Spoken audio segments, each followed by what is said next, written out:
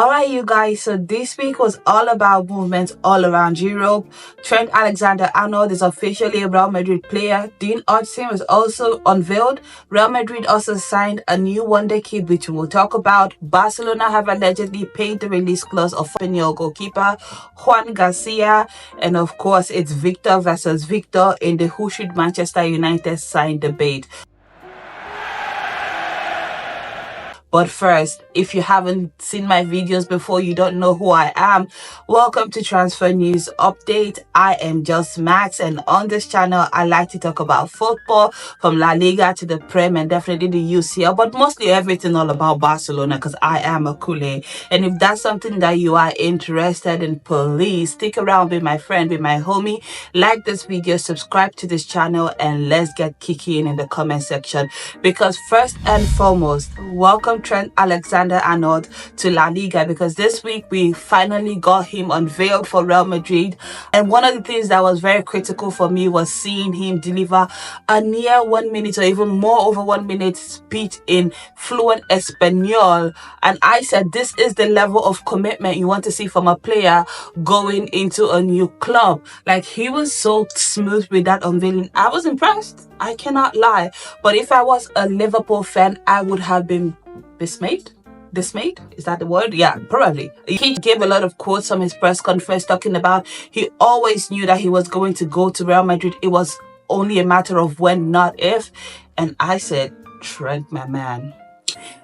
You know, footballers are so funny, in my opinion, because sometimes they forget that they give quotes like eons ago, and like we still have receipt because the internet never forgets. Because when I saw that quote of like, I always knew I was going to go to Real Madrid, it was only a matter of when, I then remembered a quote that was attributed to him in, let's say, 2020, where he talked about Barcelona being his second favorite club, and if he was ever to leave Liverpool, he wanted to go to Barcelona because of the shared ideals and ideology and whatever. But I guess things change, right? I guess things change. But either ways, welcome Trent Alexander-Arnold to Real Madrid. That is a fantastic player that Los Blancos have signed. Of course, he's going to bring a lot of verticality for them. Defending might not necessarily be his forte, but again, under Xabi Alonso, there's always something to be improved. So I digress. Now, talking about defenders, Real Madrid also unveiled new Spanish wonder kid Dean Huijsen for Real Madrid. And I loved a quote that he dropped in the press release where he said, I did not come to Real Madrid to not win titles. And I said, that's on period. I love this level of confidence. This is the kind of confidence I want to be seeing from players when they're coming to a new club. The reason being, we want it to be exciting, we want it to be competitive. If Barcelona is just out here beating everybody left, right, and center, it's not going to be fun. You know, so I want you to come in with your best A game. I want you to look good. I did watch Spain in the UEFA Nations League, and I have to admit, Dean Huijsen is a baller. He looks good. He looks comfortable in that center back position. So yeah, Real Madrid have got themselves a very, very good player here. How he integrates into playing top, flight Spanish football is going to be a different thing. Although I do expect that he will be good at it. But I have to admit also, playing at Real Madrid or Barcelona is no easy feat, because you have to always remember that perfection is always expected. You're going to be competing for the highest titles, the highest honors. Failure is not an option, but this is Dean Huijsen. He'll be fine. He'll be all right. Welcome to Real Madrid. We love to see that level of confidence that you came in with. I'm looking forward to El Clasico, to seeing Barcelona come up against Real Madrid with a much improved defense. I want to see how my team Barcelona does against Real Madrid, because I'm not going to lie, this season for Real Madrid was a little bit of a fluke. It was an outlier in my opinion, because Real Madrid were suffering from a lot of defensive injury. They essentially had to work with a makeshift backline. They did not have the best squad. They were very, very, injury debilitated. So now with all the reinforcement that they have been making this season in the transfer market, bringing in the Huijsen, bringing in Trent Alexander-Arnold, of course, in that backline, I'm looking forward to seeing what that backline can do. And to really test the new might of Barcelona to see if we're actually on our way to building another super team. So welcome to La Liga. Looking forward to seeing your output. You were fantastic in the UEFA Nations League. Now, I am always going to be honest on this channel because, like I said it before, even though for me it's always going to be Visca Barca y Visca Catalunya, but I'm always going to be honest when I talk about football, because at the end of the day, I am first and foremost a football fan. Digressing a little bit from Dean Hudson, we're now going to talk about the new wonder kid that Real Madrid signed from River Plate, I believe, and I apologize if I'm not saying the name correctly, but I believe it's Mastantuono. I checked out some videos of him on YouTube here because I don't follow the Argentine league, unfortunately, but he looked good. The boy looked good. I cannot lie. He looked very, very good in what I saw. Of course, compilation videos and highlights can be mostly misleading, so I'm going to take it with a grain of salt. However, from what I was able to see, his movement, his dribbling, his attacking play, you know, he's going to be an attacking midfielder for Real Madrid. So, but what I was able to see online, he looks like a solid option for Real Madrid. So I'm excited to see this player. However, I am a little bit cautious about, again, the balance of the Real Madrid squad. This is something that we saw last season when Real Madrid was awfully overloaded in one area as opposed to being a totally balanced team. Now, Mastantuono, if I understand correctly, is going to be playing as a CAM. Now, Real Madrid is loaded in that area with the likes of Brahim Diaz, Arda Güler, and even Jude Bellingham. So I don't know that Real Madrid actually needed this player. I think that Arda Güler could have easily done a very good job of being a decent second option, although if we're being honest, he could also be a very good first option. When Jude Bellingham was out on injury for a brief period of time last season, I remember Brahim Diaz coming in and doing a really good job, to the point that I was like, Jude Bellingham, you need to come back. Somebody's about to take your job. So that is a really good player there for Real Madrid. And of course, there is the man himself, Jude Bellingham, whom I cannot lie, he is my favorite Los Blanco. And aside from the tantrums and all the other thing, it's just his workmanship. Like in this season, a lot of people do not give him credit because of he wasn't, you know, in and amongst the goals as he was the first season. But he did do a lot of work that most of the Real Madrid players were not doing, in terms of tracking back, in terms of being everything, playing the striker position, going back, playing midfield, doing everything. He was essentially everything but an unrecognized he was the unrecognized version of Federico Valverde. So of course he did get a lot of flack this season, but I thought he was good. I thought he showed the most determination. I thought he showed the most zeal to actually go back and chase the ball for Real Madrid. So looking at the fact that Real Madrid have now gone on to bring in a new CAM, knowing how overloaded they are in this position, I'm a little bit unsure about how we are able to balance everything out. But again, this is a good problem for Xabi Alonso, right? Always having options available to you is something that you want to go into the new season with, especially with the number of games that players are having to play nowadays. The season have gotten longer. We have more games in the UEFA Champions League this season. Well, we started it last season, but now this season we're going to have more games in the UEFA Champions League. There are more international breaks than we have seen in previous seasons. So of course, having a big squad that could be able to come in and do a decent job is always a plus. However, I just named 4 players now who could do the same job. So how they're going to be able to balance it, and of course barring no injuries, would be interesting. And of course, you know, I watch all Real Madrid games, so we will be here to talk about each and every single one of them as it goes down in the season. Now let's turn our attention to my favorite team. Y'all know on this channel, it is always going to be first and foremost Vishka Basa. So hi coolies, welcome to the channel. Now let's talk, because can we give a solid round of applause to Barcelona for how they were able to move very quickly in signing the Espanyol goalkeeper Joan Garcia. Now it's not been revealed from the club officially, but sources online are saying that Barcelona have finally paid the release club of Joan Garcia, effectively, ending that relationship with Espanyol. So I'm excited about this deal. The goalkeeping position. Now, if you followed me on TikTok, which by the way, if you haven't followed me on TikTok, you are missing out, because every single day I talk about football or some sort of footballing related news that I'm not able to come on here and do a full-length video on YouTube. I talk about that stuff on TikTok every single time. It is at the Just Max Show on TikTok. Always go check me out there if you want to get those news quickly. So go check that out. But every single time on TikTok I talked about this Joan Garcia deal. I always talked about the fact that Marc-André Ter Stegen was the last of an old guard, the guard that fell 8 to Bayern Munich. Marc-André Ter Stegen was literally the last from that team. Everybody has gone. We've gone with Busquets, we've gone with Jordi Alba, we've gone with Xavi, we've gone with Messi, we've gone with I can't even remember PK and all of those people. Like, we've gone with all of that squad except Marc-André Ter Stegen. And slowly but surely over the last few years, I want to say 3-4 years, Barcelona have been rebuilding, of course with La Masia at the heart of it, but we have been rebuilding the squad, starting afresh, and that goalkeeping position has been something that we've not really paid attention to because it had not been important up until this point.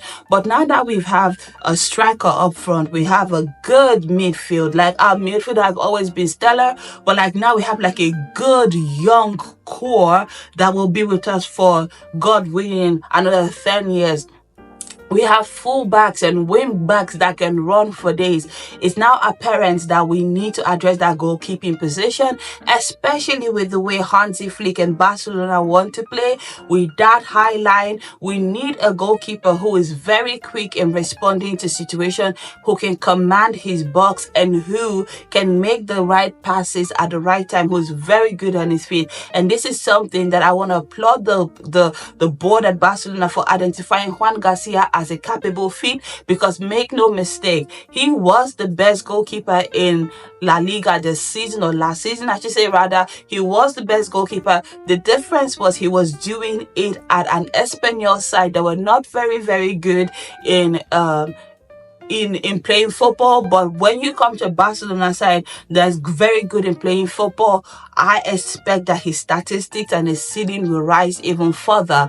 Joan Garcia is very good at commanding the box. Again, this is something that Ter Stegen has been lacking of late. We've seen it with commentaries online of Ter Stegen being very much hesitant to come off his line. Joan Garcia doesn't have such problem. Joan Garcia is very communicative with the back line, and we've seen his ability to make pinpoint passes is something that I want to highlight, because he's very good at that. Ter Stegen, by contrast, when you put him under pressure, he makes the wrong decision. And I want to draw attention to that game against Monaco at the UEFA Champions League at the start of last season. That was the first game Barcelona was essentially going one man down because Ter Stegen made the wrong pass to Eric Garcia, who was put rather very quickly under pressure and unfortunately had to get a red card. But something like that is something that we cannot overlook. And again, having a goalkeeper who is very good at, making those quick decisions is something that we want. Barcelona were very quick. Although, again, you are only as good as your last game in football, right? So for Joan Garcia coming in, Barcelona is a much different ball game from Espanyol, actually not in my opinion, in everybody's opinion. Barcelona is different from Espanyol. So there is a quote that is attributed to Robert Lewandowski where he says, like, at a team like Barcelona, you need to actually, like, you're not going to face 10-20 shots a game. It's very unlikely, although we did have that one game where Szczesny had to come up big for Barcelona, and I believe it was against Benfica when Pau Pau Kubasi unfortunately got a red card. So, but that being an outlier now, but on a normal day, you would not face 10, 15 shots in a game. However, you will face 1 or 2 decisive shots in a game, and we do need you to save those 1 or 2 decisive shots when it comes down to it.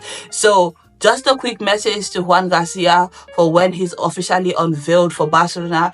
Now that brings us to the man himself, the current number 1 of Barcelona, Marc-André Ter Stegen. Now last week was a win for him. Now just a recap, since the news about Barcelona wanting to sign a new goalkeeper broke, Marc-André Ter Stegen has now really taken it very well.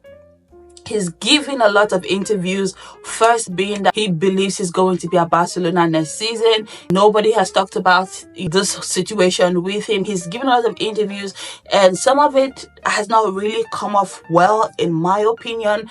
I could have advised him better, but okay, no problem. And then we started to see reports about Marc-André Ter Stegen and, his attitude in the dressing room probably not being the best, especially when it broke that one of the reasons that they decided to move rather quickly on the situation of signing a new goalkeeper was because of the attitude that Marc-André Ter Stegen showed when he came back from injury and demanded to be reinstated at Barcelona's number 1, and Hansi Flick did not. If you remember, around that period, he did go on to make an interview where he was talking about the fact that he was back, he was Gucci, and he was ready to slot in. You remember that? Apparently, it was said that Hansi Flick did not like that, which I could have told him that myself. Don't do that, because I don't know what about Hansi Flick demeanor told Marc-André Ter Stegen that would be good. Like, this is literally the same manager that benched Jules Koundé for coming a little bit late to the team pre-game meeting. Like, do we know the same? Come on now. But also, I also understand that the relationship between Marc-André Ter Stegen and Hansi Flick also comes from the German national team. If you guys remember, there was a brief period in Hansi Flick's career where he was the German national team coach. And even those periods, this was when Marc-André Ter Stegen was playing some of his best football. I felt that Marc-André Ter Stegen at the time should have been the German number 1. Granted, unfortunately, he was playing in the shadow of Manuel Neuer, who is a goalkeeping stalwart in his own right. But I did feel that there were some games here and there that Marc-André Ter Stegen should have started. Hansi Flick did not agree with me at the time. And so when you are that goalkeeper who did not get your opportunity under the manager in the national team, and said manager then ends up becoming your club's coach, obviously you're going to be a little bit angsty. Now, I'm not saying that that's what happened, but I can see how that happened. All of that to say, Marc-André Ter Stegen's future in Barcelona is very unclear at the moment. With Joan Garcia coming into Barcelona, we know that he's going to be the number 1. He's younger, he's more athletic, his ceiling is high, and he's everything that Barcelona wants, especially a goalkeeper that can play under pressure in this Hansi Flick's highline situation, that can command the box and everything. We do know that Szczesny is going to be staying with Barcelona for at least an additional 1 year, where he will be very much comfortable being the second goalkeeping option for Barcelona. Listen, at the end of the season, my man was stressed. He was tired. I saw him give that press conference. Like, he was like... So, I know that he will be very comfortable being a backup option for Joan Garcia. There is the conversation of whether or not Iñaki Peña, who is Marc-André Ter Stegen's number 2 currently, would be staying at Barcelona. Interests are coming from elsewhere in Europe, which suggests that, the second choice goalkeeper currently might be on his way out. But with Marc-André Ter Stegen, it's still a question of would he go, would he leave, would he stay? Mind you, please bear in mind that Marc-André Ter Stegen is one of Barcelona's highest earners. Yes, he is on that Bartomeu contract. Now, I don't need to go and talk about the Bartomeu contract. There are ample loads of videos on YouTube that you could actually watch that talks about, how Barcelona came into financial ruin and how the Bartomeu board was, handing out ridiculous contracts. So Marc-André Ter Stegen is on one of those contracts. His wages are really, really high. So giving those wages, it's going to be a little bit challenging to see how Barcelona are going to be able to move him away from the club this season. From a Barcelona perspective, it would be great because that will be free FFP space to enable them register players. However, if you are a club who wants to sign a goalkeeper, Marc-André Ter Stegen, for example, is earning high wages, probably not giving the same levels of deliverables as he was when he earned that contract. So it's going to be a little bit difficult to see how they'll be able to make this deal work well, given especially that the player himself is not looking to leave. Or at the very least, he wants his 2-year remaining salaries given to him before he vacates, which Barcelona don't piss me off. Don't piss me off. I don't want to hear that you guys did that. Okay. Okay. Don't do that. But speaking of players who have exited Barcelona, we are happy to finally say congratulations, thank you, and goodbye to Clement Lengle, who ended his contract with Barcelona this week and officially became an Atletico Madrid player. Now, much ado was being made about the Clement Lengle situation because the fact was, it was reported earlier, Atletico Madrid did not want to pay a transfer fee for Clement Lengle. And honestly, I'm not going to lie to you. I was bamboozled. I was befuddled because Clement Lengle is integral to the Atletico Madrid project. He was one of their most important players last season. So to see Atletico Madrid with their full chest talking about, we don't want to pay for this player, you have to give him to us for free, I was a little bit taken aback. I was like, now hold up a minute. But then I understood that, you know, it was one or two things. Barcelona need FFP space to be able to sign more players, to register more players. And we have been trying to move on Clement Lengle from Barcelona for the past 3 seasons, or 2 seasons at the very least. He's gone to loan deals upon loan deals that have not worked out. So this is one of the rare occasions where a loan deal has finally worked out. Congratulations. I would have loved to see Clement Lengle, you know, Barcelona receive a salary for Clement Lengle, a payment for Clement Lengle. However, given the fact that we were willing to cancel the contract 2 years ago for nothing, you know, I understand how the board may have looked at it and be like, yeah, it's a win-win situation. Just go.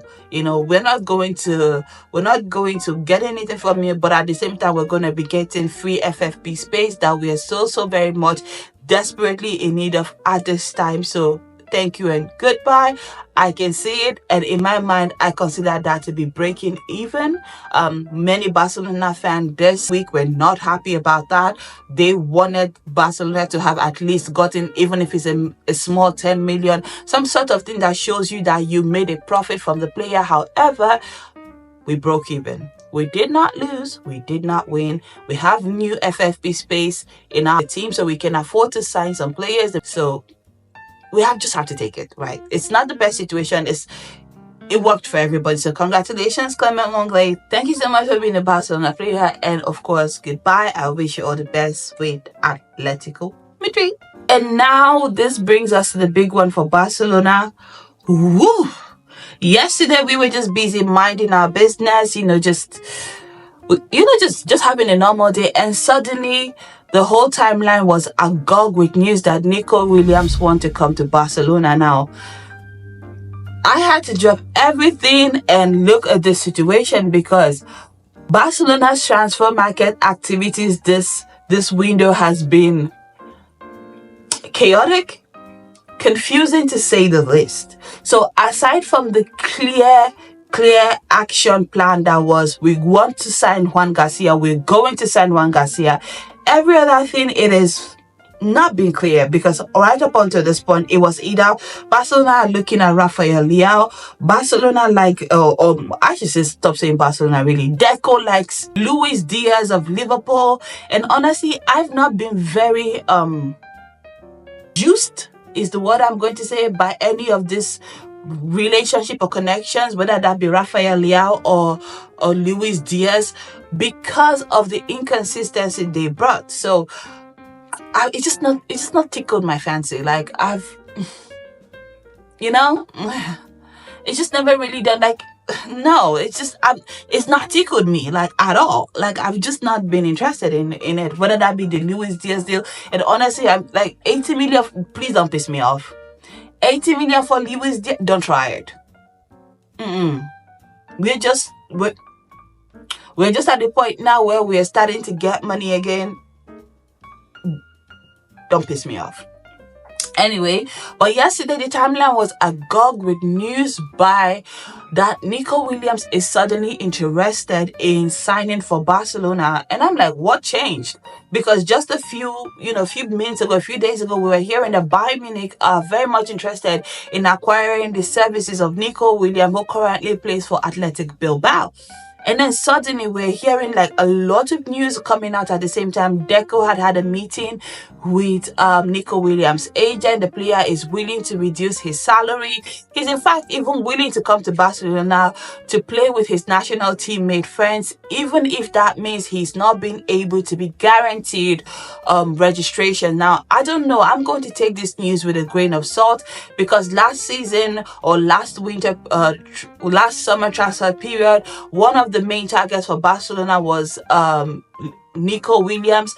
We knew him and Lamine Yamal lit up the Euros. It was sensational what they were able to achieve for Spain in the national team. Of course, we saw how that dynamic would play out with Pedri, of course, in the team. We could see the vision of what he in the Barcelona team could mean for us. However, after waiting for the entire summer, it was eventually revealed that Nico Williams will not be coming to Barcelona because of the fact that the club could not guarantee him, registration, which again, I don't blame him, because we did see how the situation with Barcelona versus La Liga for, Dani Olmo and Pau Victor went in the winter transfer window. So yeah, nobody wants to deal with that. So to now go from that situation to having a situation where Nico Williams is suddenly interested in coming to Barcelona without any guarantees, is looking to reduce his salary. This is what the news is saying, but I'm going to take it with a grain of salt. Now, be that as it may, I do like Nico Williams. I take it that he did not have the most flashy season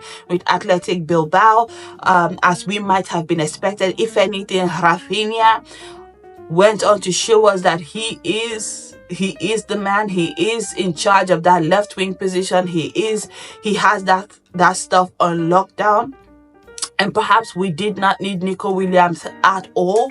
So I say all of that to say, I get it. However, I am excited with the possibility of bringing Nico Williams to Barcelona. Hear me out. The only reason I am excited is because of the possibility of having squad depth at Barcelona. Now, I love Rafinha. If you followed my TikTok, which by the way, have you? It is at the Just Max Show on TikTok. I post every single day about football, about Barcelona, about Real Madrid, about, everybody who is kicking a ball. I post on there. So go on there and follow my TikTok. And by the way, if you're still watching this video up until this point, leave a comment in the comment section about all of the things that we've talked about, in this video up until this point. I want to hear your point of view. However, going back to my point of saying, if you have been following my TikToks, you would know that I am a pro Rafinha stan. I have always been a Rafinha person. Even when Barcelona fans were talking about, Rafinha out, this and that, I was one of the 5 Barcelona fans who were standing strong for Rafinha. And I am probably one of 2 Barcelona fans who think that Rafinha deserves the Ballon d'Or this season. Yes, everybody's pushing for Lamine Yamal, which, to be fair, he was sensational. But I believe that Rafinha had the season on lockdown from start to finish. I say all of that to say I love Rafinha. However, I had to stop and think and realize about how much of an eggshell we have been working on for Barcelona, having Rafinha being the only suitable person to play in that left wing position this season. Like, literally, we were one injury away from Rafinha to have our season derailed. Now, we could easily look at what happened in the Champions League semi-finals with Balde and Jules Koundé not being available, and seeing how the replacements that came in could not really do a decent job, and how that affected our push in the Champions League and our potential for a treble, right? And to now see that we don't even have like someone who could actually at all cover for Rafinha in that left wing position is actually scary. And we're so grateful. I'm so grateful to God that Rafinha had a relatively injury-free season, and we never really had to think about what a Rafinha not being in the squad for Barcelona would look like and who actually could do a decent job besides him. It's not something that is ideal. It really isn't. We need to have backups, especially with the number of games, the season being longer. Thankfully, Barcelona is not playing in the Club World Cup, but that's not to say that we will not play that tournament next season, right? And so we need to be able to have a good first option, a good second option. And so that's why I'm all for Nico Williams coming to Barcelona. Now, I have seen the possibility of Rafinha being moved to the 10 position, changing his position. Now, listen to me when I tell you this. This is why I think that Rafinha is the Ballon d'Or, because he is so versatile. Many of us will forget that Rafinha actually is a right winger, but he had to move to the left to make space in the team for Lamine Yamal. And now there is conversation about, Rafinha moving again and adapting his gameplay again to be suited for the 10 so that he can accommodate Nico Williams into the team. I see the vision. I can see it. I can see it, although that does mean something for Dani Olmo, which again, that is a Hansi Flick problem and not really a me problem. But I do see the vision of Rafinha in the 10. However, I do like the option of having two players who could play that left wing position. Or Rafinha could also actually play the right wing position. It's very versatile. So I do like that option of having a first option or a second option, or even moving Rafinha to the 10 position. Either ways, it sounds good. We need a team that we can rotate at every given instance in the season and not drop our form, because again, Barcelona, they play high level, high press, Genghis pressing. We cannot afford to not be good. So I am all for Nico Williams in Barcelona. Yes, maybe not the best season from an Athletic Bilbao perspective. Maybe he could have done more, but I do expect that when you come to Barcelona and play with much better players and being put in, better positions, I expect his productivity to become great. Now, how Barcelona are going to balance all of this out, that's a Hansi Flick program, not me. And the gaffer have seen that, shown so far that he's got it under control, and I will leave that to him. Alright, so that has been it for my Barcelona and Real Madrid news roundup. However, I cannot end this video without talking about things happening elsewhere, because in Europe, it is Victor Osimhen versus Viktor Gyökeres. Who should Manchester United sign? Now, earlier this week, we did hear that, Manchester United are very much interested in Viktor Gyökeres. If you have followed this channel, and of course on my TikTok, you would know I love Viktor Gyökeres. I really do. He's a very, very prolific goal scorer. He was amazing for Sporting Lisbon on this season. He was also amazing for them. Like, he's been amazing for them. He's shown himself to be a standout performer. He's wonderful. I just love everything about this player.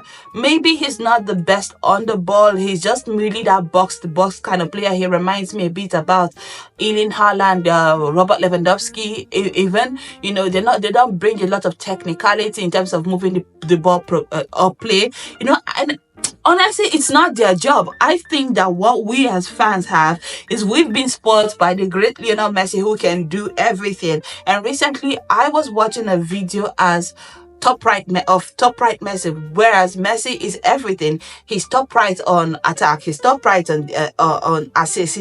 He's just outside its statistical norm. So many of us as fans have been spoiled, and I will admit this. I just thought about this as I'm talking to you right now. Many of us have been spoiled by the idea of a striker who is very, very good on the ball, who can progress the play from the midfield and make things happen up front. Many people are not like that. I think we've come to the stage of football, or the area in football, where a 9 is maybe going to be typically a 9. He's going to be in the box and wait for you to, progress the ball and put him in good positions to score.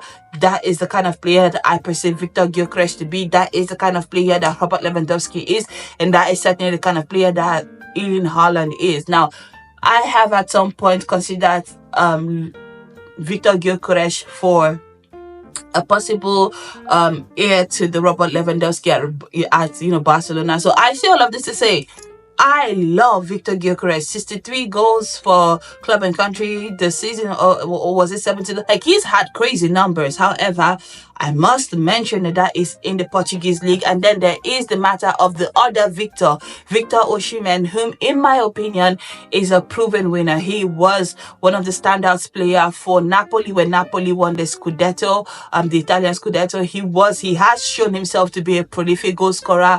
In the UEFA Champions League, he's hung with the big boys. He's done his big one. He did then go on to Galatasaray on loan this season, and then ended up having a stellar performance, allowing Galatasaray to win the Turkish league as well.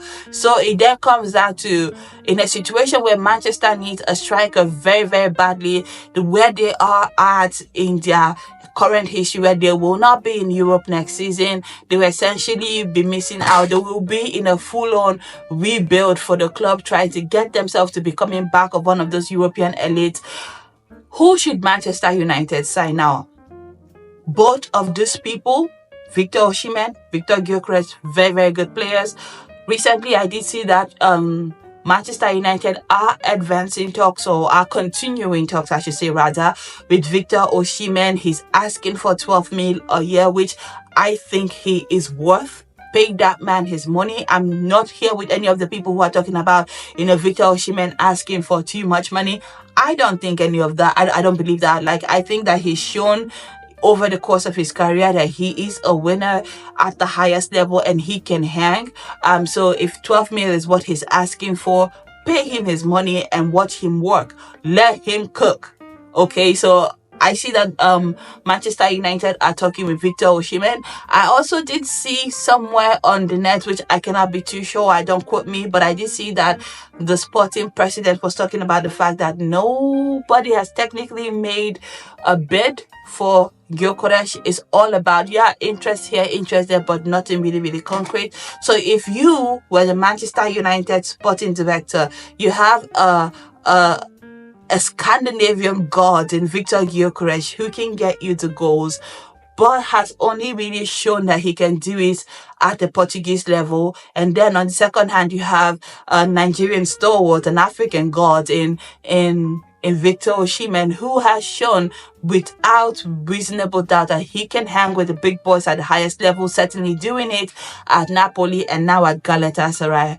Who would you sign? Let me know all of that in the comment section. And finally, to wrap up this video, FIFA Football World Cup is about to start. Now, I do not very much care for this tournament, but it is a tournament that is here to stay. A lot of big clubs will be playing in it.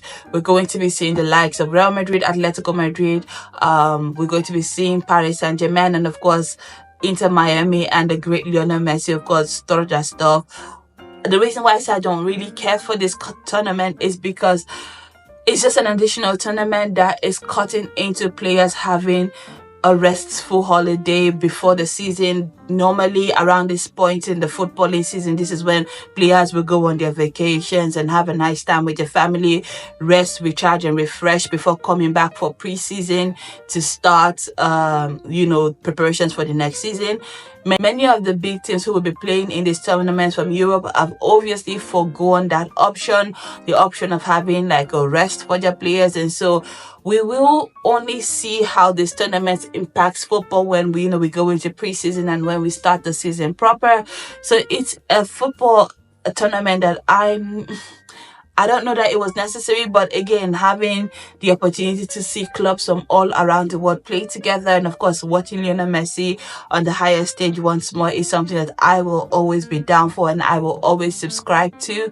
So I will be there to watch it, to talk about it, to review some of the games, whether that be on here or much, much quicker on TikTok. So if you want to get those, I keep telling you, it is at the Just Max Show on TikTok. Just go there, follow me, and you will get all my videos as they hot very quickly. But I will be talking about this. But quickly in the comment section, I do want something from you right now. If you've watched up until this point, let me know who you're backing in the FIFA World Club competition. I want to know who you think is winning it. Do you think that Real Madrid and Xabi Alonso can take it all the way? Do you think that PSG can continue along the lines of what they're already doing? They have had the treble. This would be a fantastic opportunity to win a quadruple. Let me know if you think that they can take it, or are we about to see a team from the Americas, perhaps Inter Miami, still the win and shock Europe? Let me know all of this and more. But this has been my football roundup of all of the things that has been happening in the media this week. I've caught you all up. Let me know what you thought about this video. Again, I usually post daily about this stuff on TikTok, but like I could not get on here fast enough to put together a long length video like this so we can talk about all the things that we've seen. I am so excited to hear all of your thoughts about all of the chaos happening in Europe because of the transfer season, obviously, in the comment section. But until next time, bye guys.